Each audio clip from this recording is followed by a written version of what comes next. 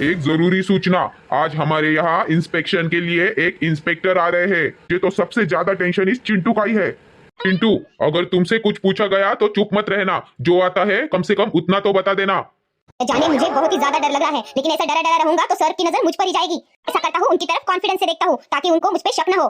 चिंटू, आज स्कूल छूटने के बाद हम सब दोस्त लोग मिल रहे हैं। सबने अपना नया साल कैसा मनाया ये बताने के लिए। हाँ यार, मुझे भी सुनना है जेनी कहाँ गई थी। हाँ भाई, सब पता चलेगा, लेकिन तुझे पता है ना मैं मॉरिशस गया था। चिंटू, क्या तुझे पता है मॉरिशस को मिनी इंडिया और हिंद महासागर का सच्चा रत्न भी कहते हैं। अरे चिंटू, लेकिन तू अपनी बता, तू भी तो मेले में गया था घूमने।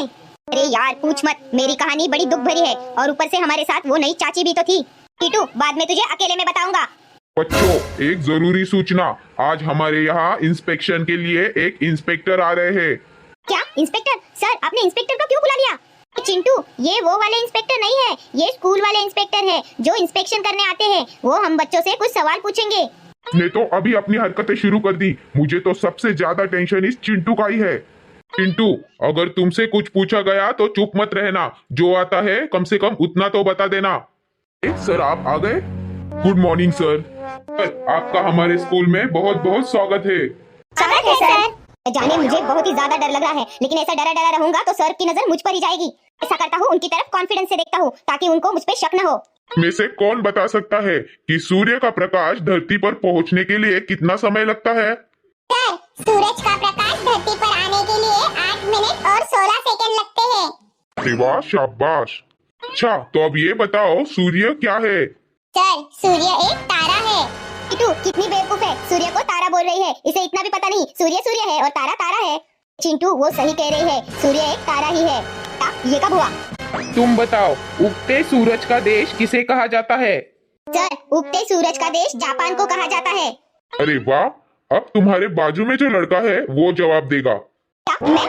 तुम बताओ, गंगा कहाँ से निकलती है और कहाँ जाकर मिलती है? तो क्या हुआ, जवाब नहीं आता? सर, जवाब आता है, लेकिन यहाँ बोलना ठीक रहेगा? तो क्या मैं तुम्हारा जवाब सुनने तुम्हारे घर आऊँ? सर, अगर आप इतना ही कह रहे हैं तो बता देता हूँ। सर, गंगा सुबह घर से निकलती है और मंदिर के पीछे जाकर कालू से मिलती है। क्या? किस गंगा की बात कर रहे हो तुम?